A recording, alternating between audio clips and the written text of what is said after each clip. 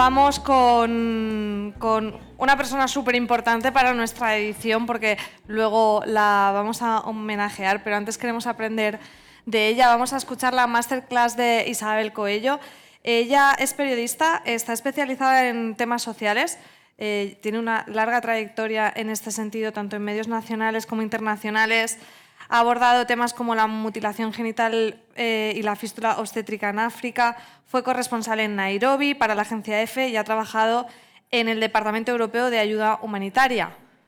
Pero La Casa Grande, aunque os sorprenda a todos, es su primer podcast. Y es un proyecto en el que llevó a cabo una investigación autofinanciada, en la que dedicó un año a hacerlo y que me parece un proyecto imprescindible, del que nos va a explicar, sobre todo en esta masterclass, esa narrativa, el cómo construir una narrativa sobre un tema tan delicado, pero que atrape, que explique, que, bueno, ella lo va a hacer mucho mejor que yo. Así que demos un fuertísimo aplauso a Isabel Coello.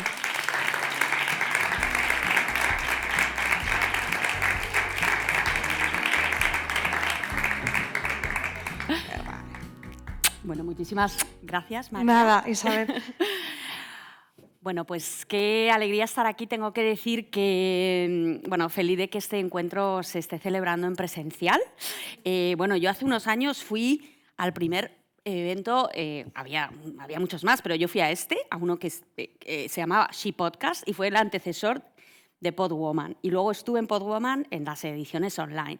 Y tengo que decir que me dio muchísima fuerza y muchísimo empuje cuando yo pues todavía estaba intentando ver qué hacía, qué proyecto hacía, cómo lo hacía.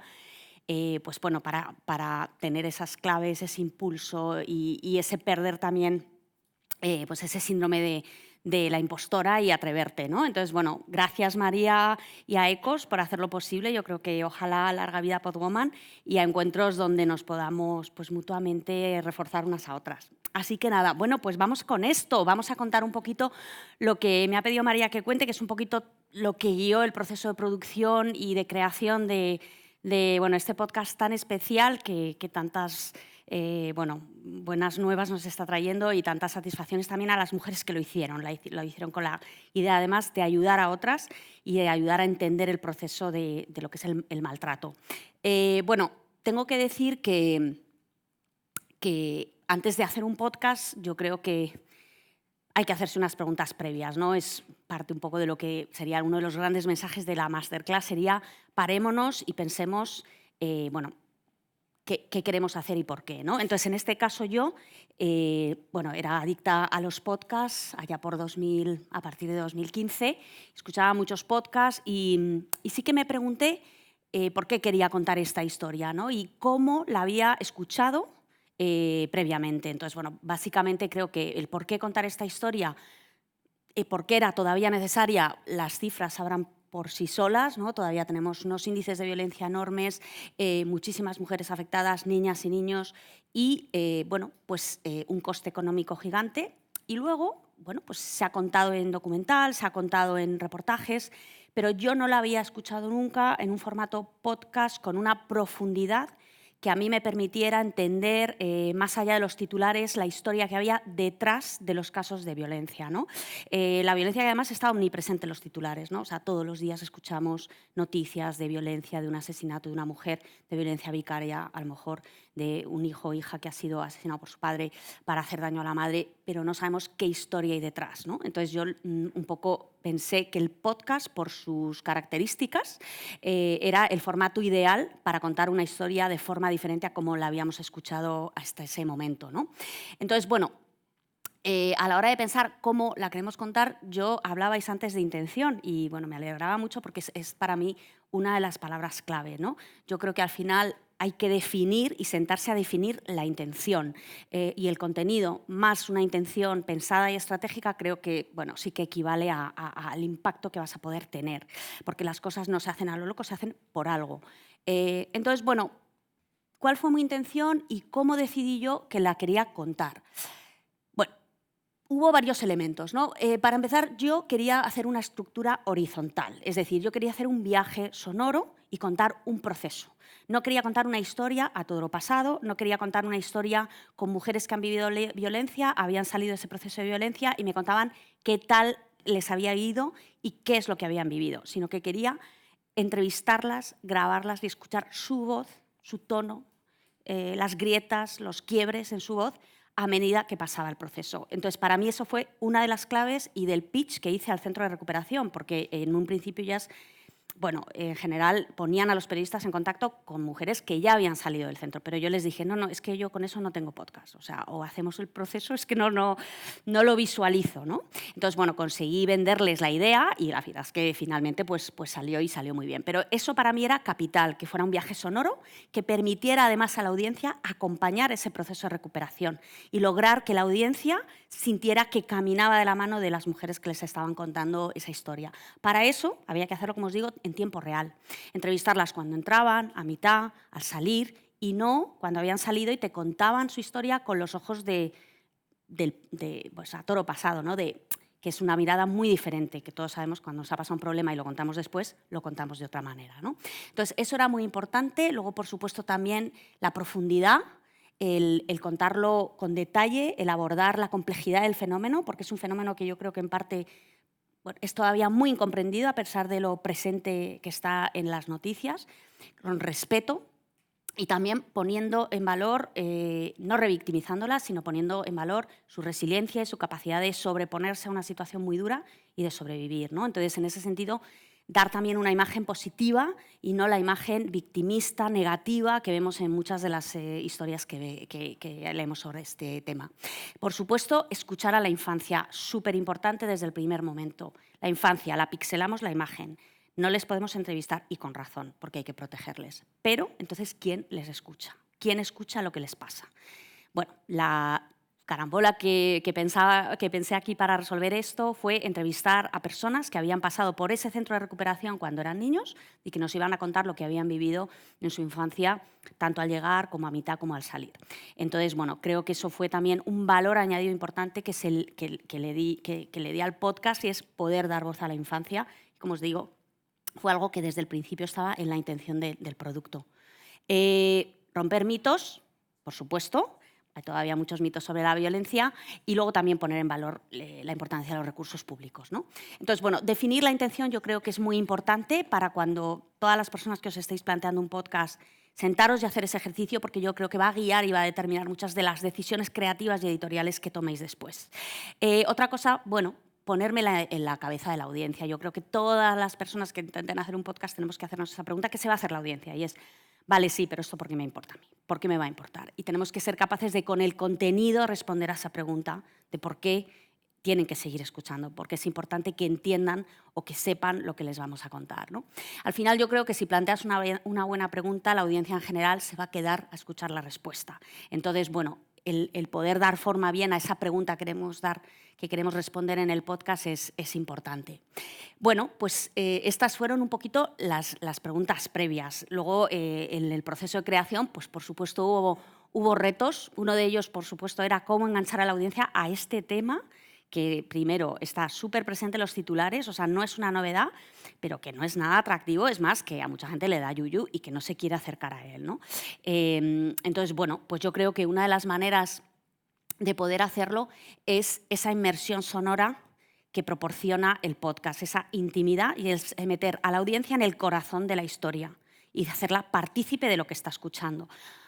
Bueno, el podcast, no sé si lo habéis escuchado, pero comienza prácticamente con una pregunta directa a la audiencia: ¿dónde estabas el 11 de septiembre? ¿Dónde estabas tú? O sea, desde la primera frase se está invitando a la audiencia a que empiece a pensar en su propia experiencia y la ponga en relación con la experiencia sonora que va a escuchar, ¿no? Este es otro ejemplo. Esta es una pequeña frase sacada de uno de los libros que yo utilicé, que se llama Control coercitivo. Es una frase de cuatro líneas en las que habla, digamos, de por qué, si no vemos todo el contexto y toda la jaula en la que están las mujeres atrapadas, es muy difícil que podamos entender por lo que están pasando. Esta pequeña frase, al final, en el guión, yo lo que hice fue transformarla en esa experiencia inmersiva que interpela a la audiencia y que hace que quiera seguir escuchando, porque además no solo le interesa a lo mejor lo que le está escuchando, sino que está empezando a ver que esto tiene que ver con ella, ¿no? Y esta pequeña frase, bueno, estas cuatro líneas se convirtieron en este pequeño comienzo del episodio 2 que os voy a poner.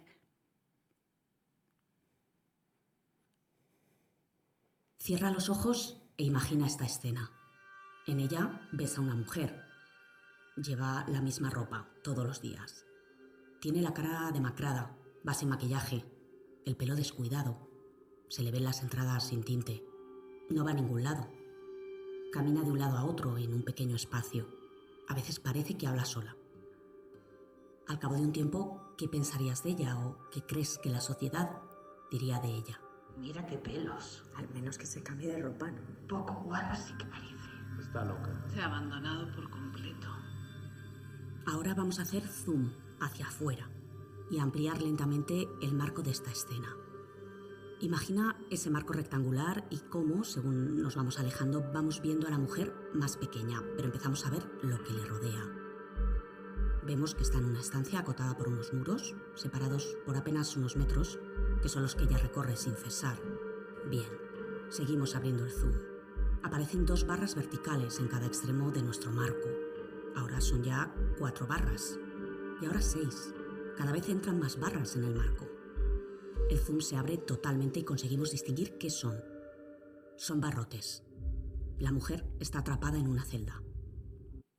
Bueno, es un ejemplo de cómo también la sonorización, la música, el guión, todos los elementos que conforman el podcast se unen para proporcionar también esa experiencia inmersiva que bueno, hemos intentado que atrape a la audiencia.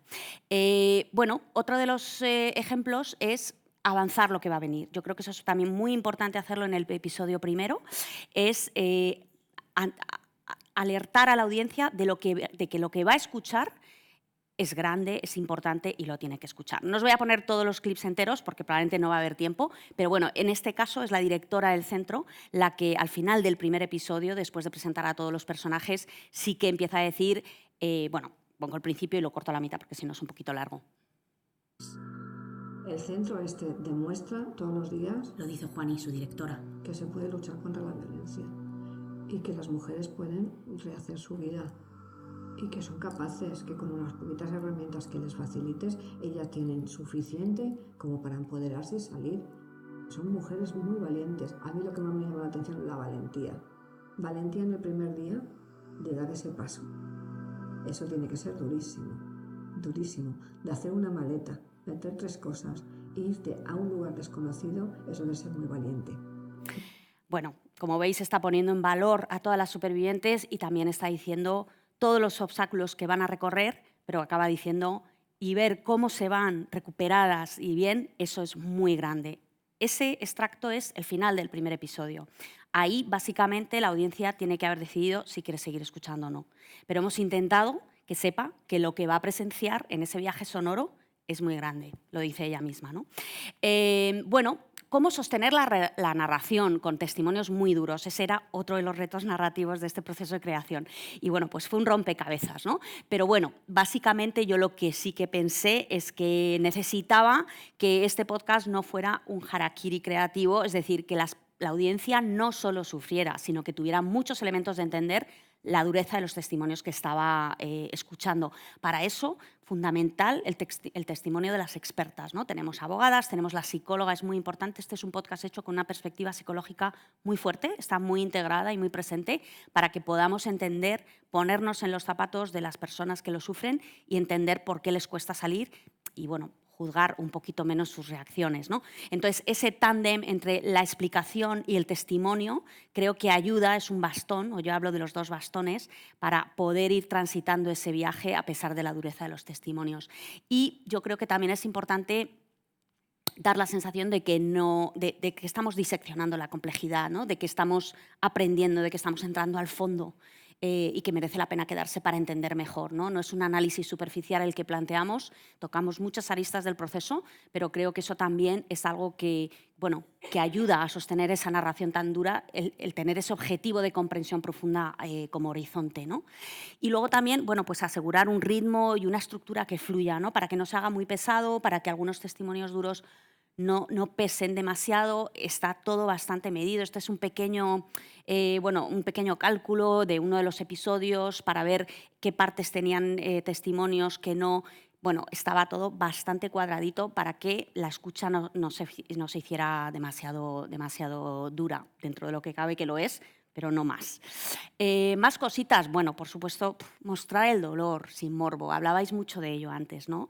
Ni sensacionalismo. Yo creo que hay que nombrar las cosas es importante ponerles nombres, pero lo decían en la mesa de True Crime.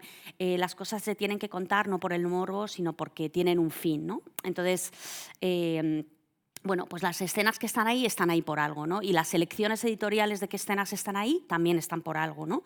Hablábamos antes, hay una escena en la que una de las mujeres cuenta pues, que tuvo una escena, 2 estrangulamientos, ¿no? En 15 días.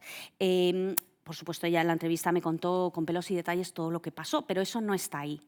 Lo que está es su reacción posterior. ¿Por qué? Porque yo pensaba que al final tenía como mucho más valor narrativo el poder entender lo en shock y paralizada que ella se quedaba, y además también la explicación que su propio agresor, su exmarido, le dio de por qué la había soltado, más que los detalles morbosos de cómo había sido la agresión, ¿no? Entonces, efectivamente, la parte que quedó en el podcast es cuando el marido le dice, como decía muy bien la criminóloga, que ese estrangulamiento le había dado una sensación pues, de poder, y que le había dejado porque bueno, no hacía nada por su vida y le perdonó la vida porque le daba pena, ¿no? Entonces, al final, eso es lo que te permite entender mucho más la reacción de un agresor, y sin entrar en el morbo de la agresión propiamente dicha. Así que lo que no está incluido también dice mucho de nuestros retos, de nuestra intención. Uy, ¿me he ido para atrás? Ah, no, vale. Otra cosa importante es, bueno, para mí al menos lo era dar espacio a la perplejidad y a las contradicciones. No todo es blanco y negro, y la violencia mucho menos. Entonces creo que esto es un fenómeno de muchísima complejidad que hasta las propias víctimas niegan, además de, por supuesto, los agresores y muchas veces el entorno, y no es fácil de ver, y no es fácil de admitir, y no es fácil de superar. Entonces, intentar meternos en el gris, ¿no? Dejar el blanco y negro y poder reflejar tanto las propias contradicciones que las protagonistas ponían sobre la mesa, como las que pudiera tener la audiencia o yo misma como narradora, ¿no? Es decir, no estigmatizar a la audiencia por sentir que hay cosas que no entiende, porque todos hemos podido sentir en algún momento de esa escucha, no entiendo esto. No entiendo, o sea, ¿qué es esto? ¿Cómo puede ser? ¿No? Este es un pequeño ejemplo de ese reflejo, de esa complejidad por parte de Silvia. No quería hacerle ver al mundo que mi padre era un ogro. Por eso no quería hablar con la psicóloga, ni porque no quería ver. Es contradictorio el querer a una persona tanto, porque es que es pasión lo que he sentido por mi padre, lo que siento por mi padre, porque no la he dejado de sentir. Es pasión, y dices, ¿y cómo puedo querer a alguien que le ha hecho daño a una persona por la que también tengo pasión? ¿Cómo puede ser? ¿Por qué es así? Eso mismo me pregunto yo. Estoy mucho tiempo dándole vueltas a esto cuando me voy. Silvia me descoloca, y a lo largo de esta historia lo volverá a hacer. Ella y otras protagonistas. Me van a dejar pensando eso. ¿Cómo puede ser? No lo entiendo. Me van a hacer ver lo compleja que es la violencia machista como fenómeno. Bueno, pues este es uno de los momentos en el que te quedas a cuadros, hay más, y creo que mi intención estaba que tuvieran un espacio para que todos también nos pudiéramos ver reflejados. En este caso, es un poquito largo, lo voy a cortar antes, pero este clip refleja otra de las cosas que os comentaba al inicio, que era el poner de manifiesto y el evidenciar la resiliencia y también la parte positiva y de superación que tienen estas mujeres, ¿no? Yo hoy lo veo con mucho orgullo, y lo más importante es que lo veo sin culpa, porque antes yo me culpaba mucho de todas las cosas. Yo antes me culpaba demasiado,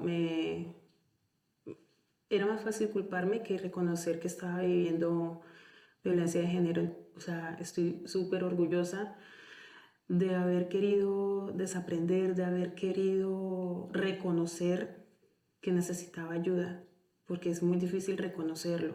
Para mí es una etapa de mi vida que no olvidaré. No olvidaré nunca. Porque además te enseña que se puede salir. Sí, ha sido mi trampolín.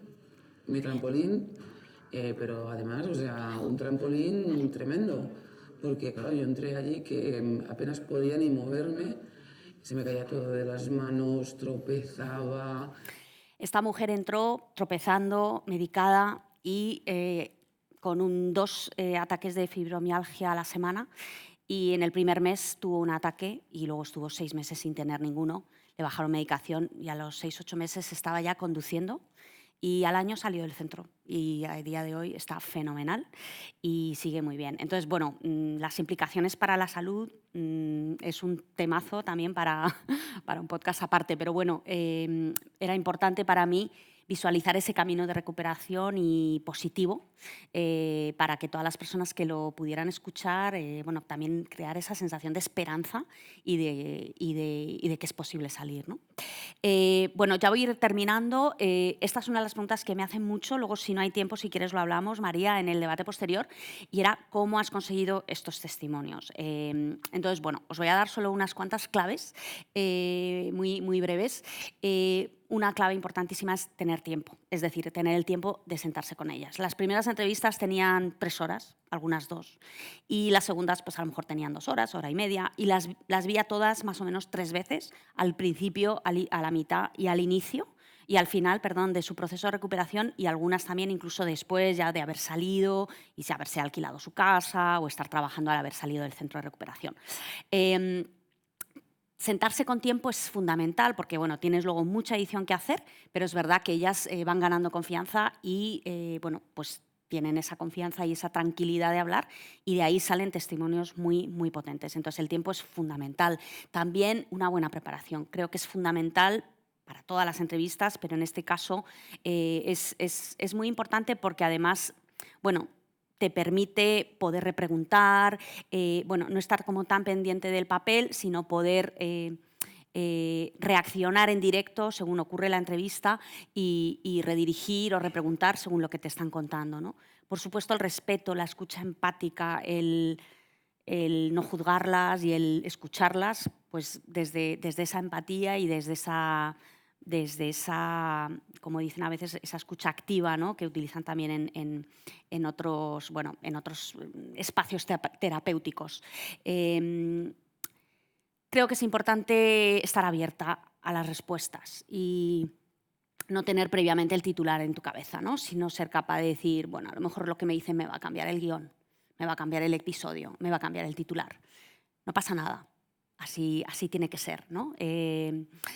Los silencios, en este caso era importante dar espacio también a los silencios, a las pausas, no solo porque ellas las hacen, sino porque creo que la audiencia también las necesita para digerir. Muchas veces son pausas mentales y otras veces son pausas de darle al stop durante unas horas o unos días y no pasa nada.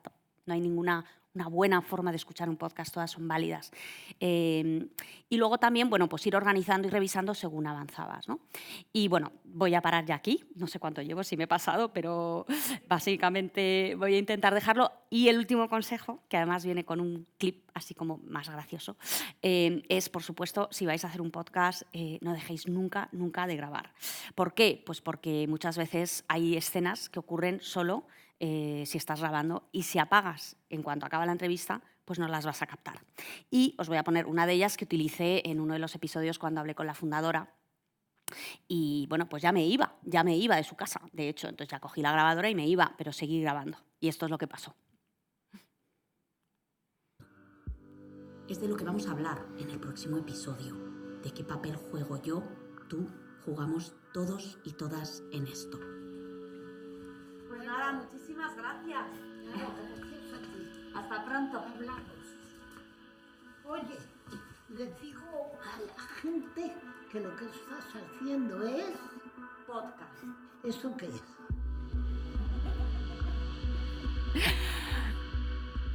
Bueno, ella es Ana María Pérez del Campo, la fundadora del Centro de Mujeres Maltratadas. Tiene hoy 90 años y cuando la entrevisté tenía 87, así que bueno, pues no sabía lo que era un podcast, pero bueno, me pareció súper linda. Ella fue muy lúcida en sus conversaciones conmigo, fui a verla 3 veces, sigue viva a día de hoy, aunque está un poco malita. Pero bueno, pues este tipo de escenas si paras la grabadora nunca las vas a poder recoger y yo creo que al final pues, bueno, te pueden aportar un final de episodio pues, tan tierno y tan bonito como este, ¿no? Que una mujer de 90 años te diga, ¿un podcast? ¿Y eso qué es? Así que nada, bueno, con esta anécdota más divertida lo dejo por aquí. Ahora estoy atenta a todas las preguntas que, María, me quieras hacer. Pero bueno, en 20 minutos creo que básicamente estarán las ideas que os quería transmitir, intención y cuidado en el contenido. Así que nada, muchísimas gracias por la escucha.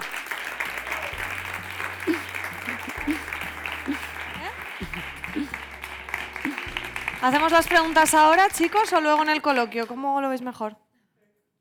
¿Sí? Venga, pues hacemos ahora preguntas. ¿Por aquí? Hola. Bueno, lo primero, muchas gracias por la charla. Y un poco siguiendo con el tema de la preparación, evidentemente entiendo que el hecho de la experiencia, la formación, las meras ganas de ayudar y hacer esto, aún así como humanas, mujeres, empáticas, ¿cómo te preparas tú emocionalmente para soportar literalmente todos estos testimonios? Porque, yo qué sé, para una persona a lo mejor como yo que se quiera meter en algo de esto, que no tiene tu formación, que no tiene la experiencia, yo entiendo que para mí sería bastante duro aguantar todo esto, que además es un proceso muy, muy largo. Entonces, quería saber un poco tu experiencia o recomendaciones que darías a mujeres que se quieran meter en este entorno tan complicado y tan sensible. Gracias. Bueno, es verdad que yo en mi carrera como periodista sí que he estado cubriendo temas sociales duros. Entonces sí que tenía, como decían antes, disocio. Bueno, tenía un poquito de adiestramiento profesional en el ser capaz un poco de separar la dureza de las historias que te cuentan de luego tener que volcar eso en un reportaje pues, con objetividad, ¿no? Habiendo trabajado en África, habiendo cubierto pues, crisis de refugiados, conflictos pues, de Sudán, de Somalia y un montón de problemáticas también asociadas a la violencia contra las mujeres allí. Entonces, en ese sentido sí que llegué al proyecto pensando que bueno, tenía una preparación básica para hacer frente a esos testimonios duros. Dicho lo cual, yo he llorado con ellas. Y a mí ellas también me han transformado, me han hecho pensar cosas, me han hecho... Yo creo que es una escucha que nos hace mirarnos al espejo de alguna manera. Cuando escuchas cosas que reflejan experiencias universales, creo que al final tú también te estás mirando al propio espejo y eso también es una de las magias del podcast y de muchos de los podcasts que escuchamos, da igual en qué idioma o da igual de qué país, que nos vemos reflejados en ellos. Pero bueno, para mí también fue un proceso... O sea, yo no las escuchaba con una cara totalmente sin ningún tipo de emoción. Cuando ellas se emocionaban, yo muchas veces me emocionaba, llorábamos juntas. Eso no significa que yo luego no sepa ver qué es un buen clip, qué no es un buen clip, o cuál tiene que ser la estructura de un guión, y si esto tiene que salir porque no encaja en el guión, va a salir igual. Pero la escucha siempre fue una escucha muy humana y, bueno, pues muy empática. Dime.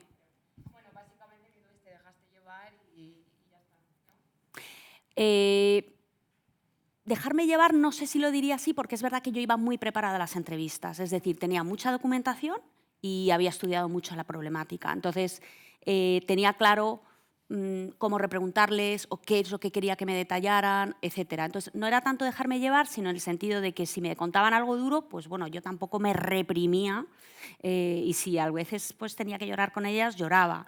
Pero bueno, luego pues nos secábamos las lágrimas y pues venga, va, tenemos que cubrir esto o tenemos que todavía hablar de cuándo esto pasó o de este tema, ¿no? Entonces, el poder hacerlo con naturalidad, el decir, soy humana, lo que me estás contando me toca, pero eso no significa que no, bueno, me recompongo y sigo haciendo mi trabajo, ¿no? Pero sí, hubo varios momentos en que bueno...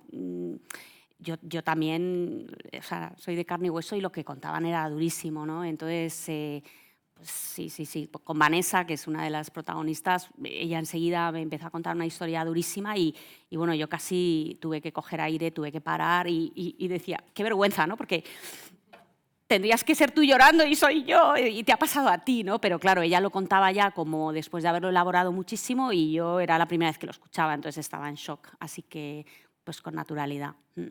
Sí, y sin parar la grabadora y si hay que llorar, se llora y ya está. Exacto, mi llanto no lo he metido en la grabación, pero está en las grabaciones originales, sí. Vale, y luego lo último, perdón. que tengo muchas dudas. Aparte de, obviamente, participar las víctimas para dar a conocer las historias y demás, hay muchas víctimas que luego se profesionalicen para ayudar y en este caso, en este proyecto, han participado, pero del lado tuyo, por ejemplo.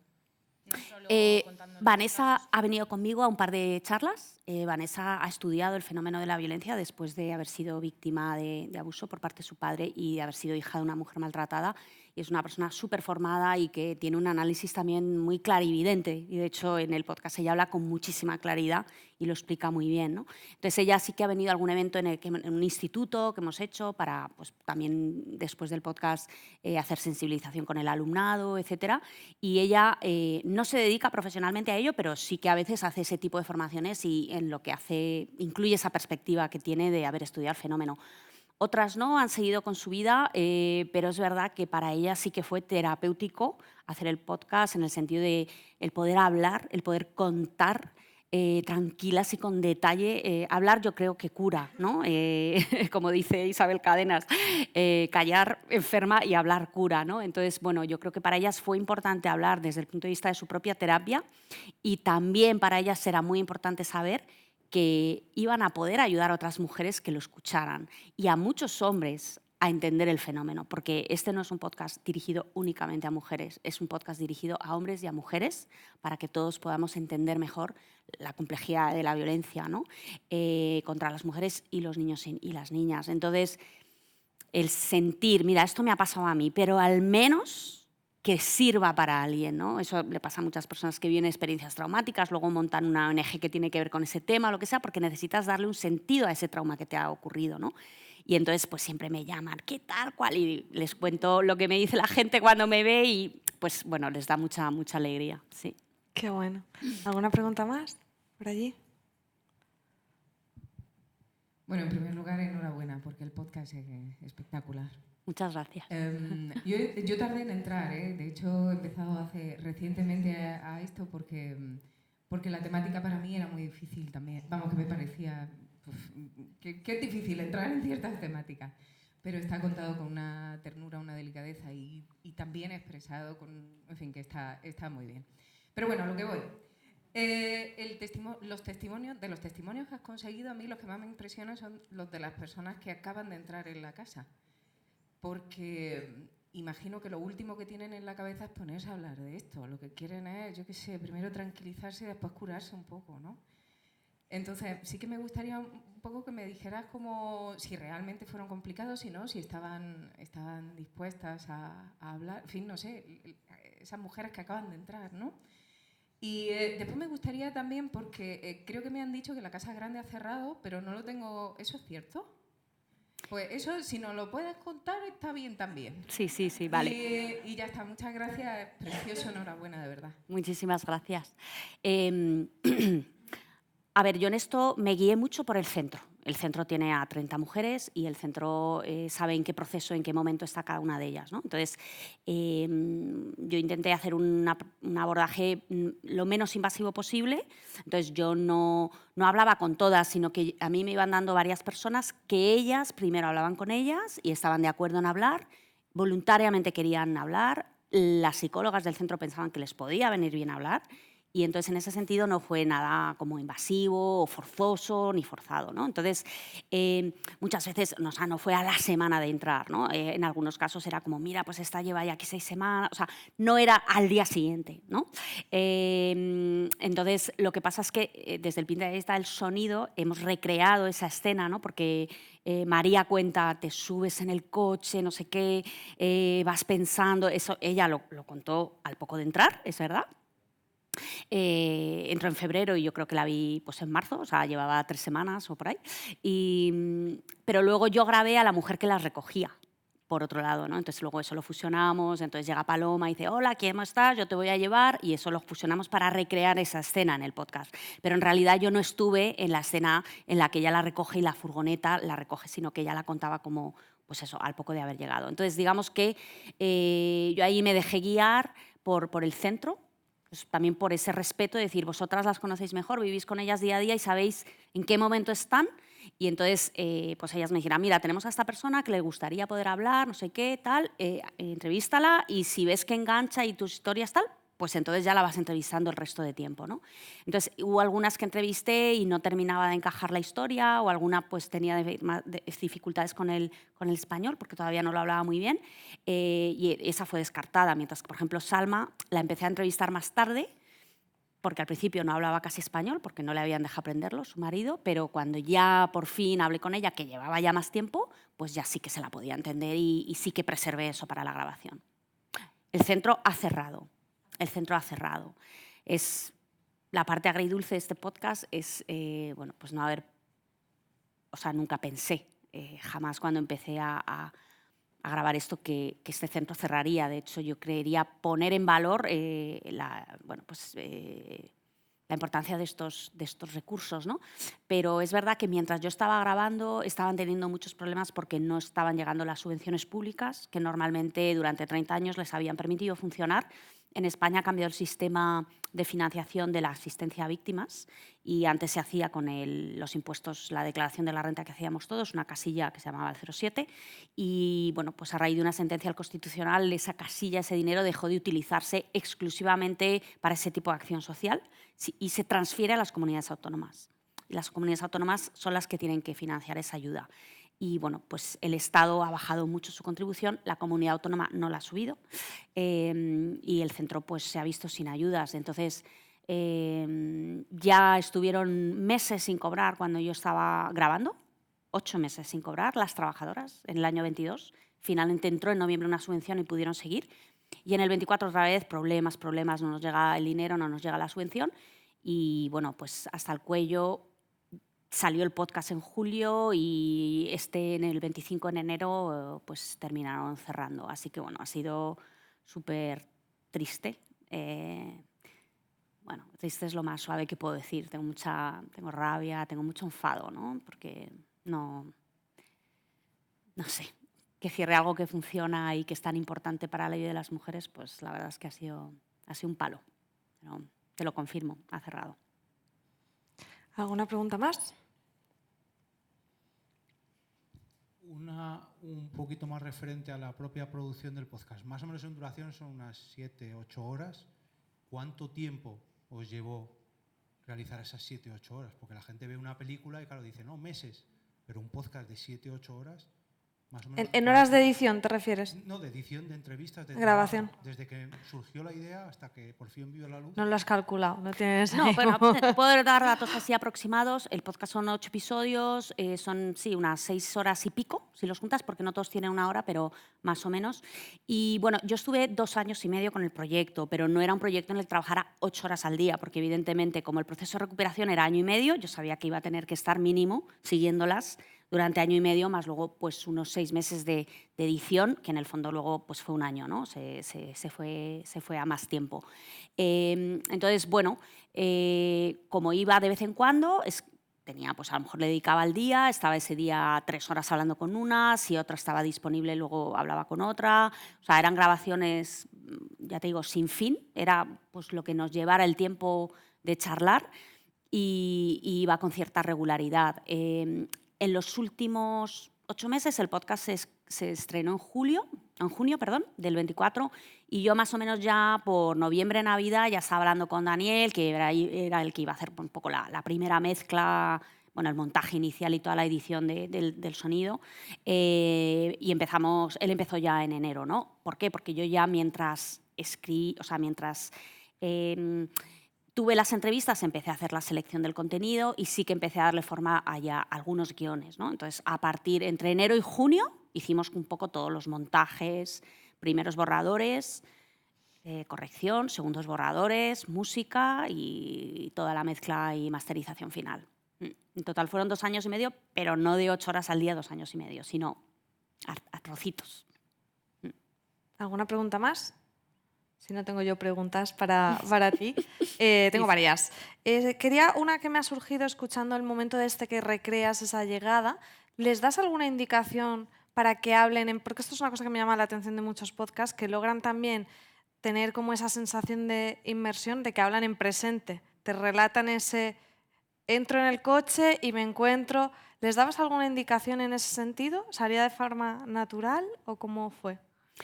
No recuerdo haberles dado ninguna indicación, fíjate. Yo creo que salió de forma natural. Pero bueno, sí que yo creo que les conté, bueno, cuéntame cómo fue, cómo te sentiste, cuéntame paso a paso cómo tuvo lugar, con quién llegaste al punto de encuentro.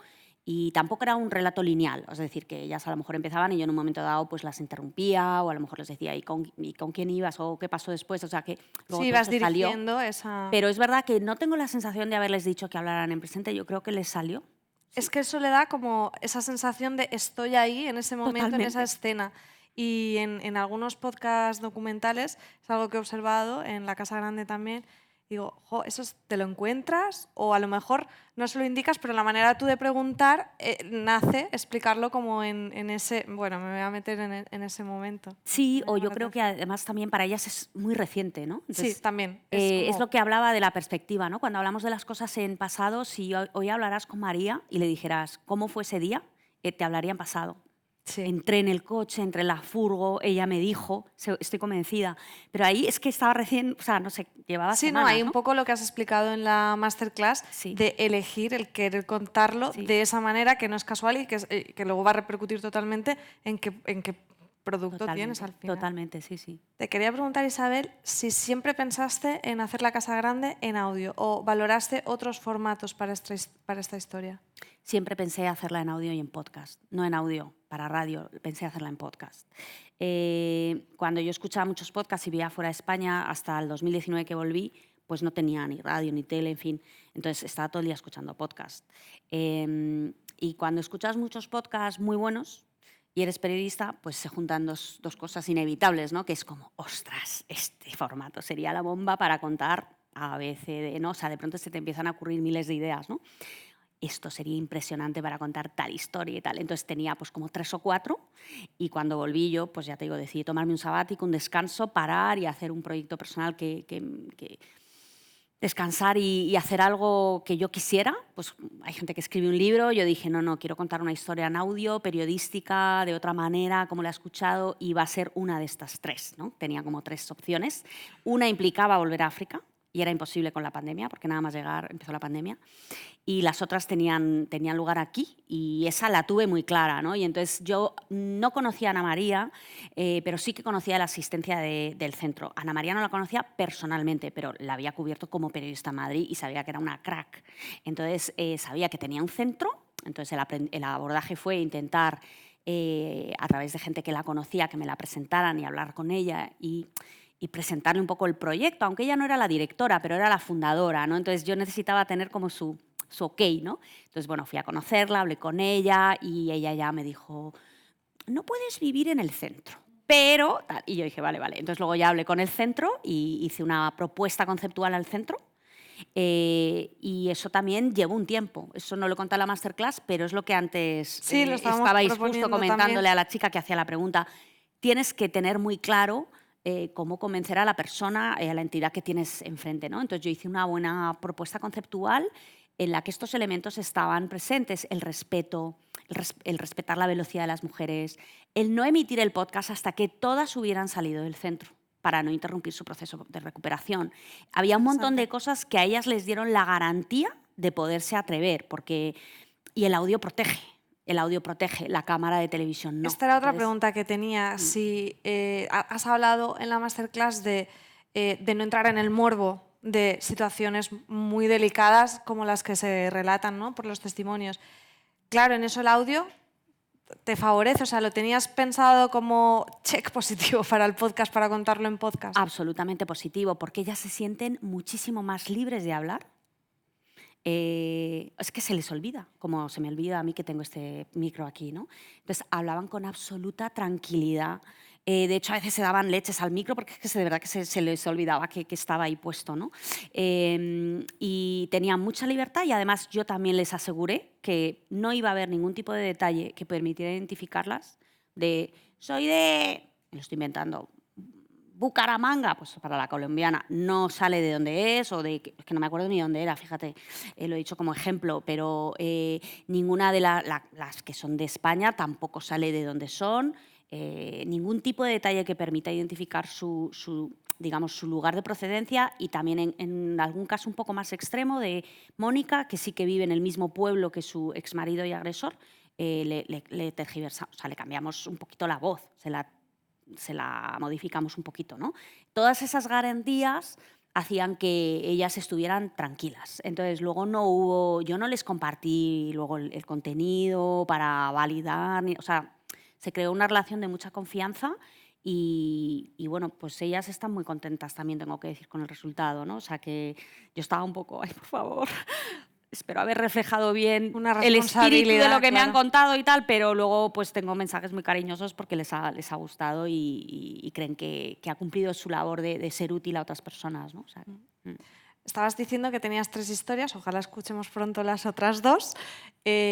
¿Hubo algún detonante? Porque sí que nos has puesto, ¿no?, todos esos mensajes que tenemos en los medios constantemente sobre esta temática, pero bueno, que a veces hasta, por desgracia, son tan numerosos, a veces te pasan desapercibidos, pero ¿hubo algo que te movió a decir, tengo yo que contar esta historia, como un desencadenante o alguna cosa que digas, es que esta es mi historia?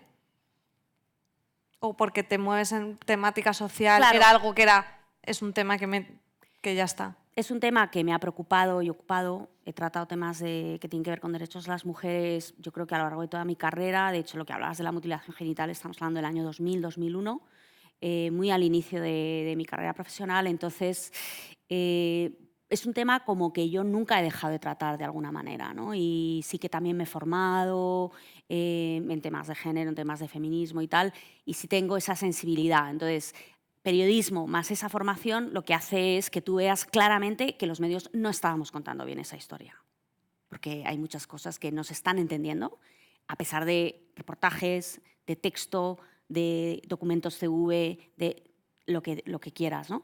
Entonces yo sentí 1 hora y media no basta, un reportaje de 4 páginas no basta, ¿qué no estamos contando, ¿no? ¿Qué nos falta por contar? ¿Cómo lo podemos contar mejor? Y ahí el podcast fue un absoluto aliado porque tienes un formato que te pones los cascos y te lo está contando a ti, mantienes una relación íntima con la audiencia, con la historia que está escuchando y que te permite autocuestionarte también cosas, cosa que es absolutamente necesaria en esta problemática, ¿no?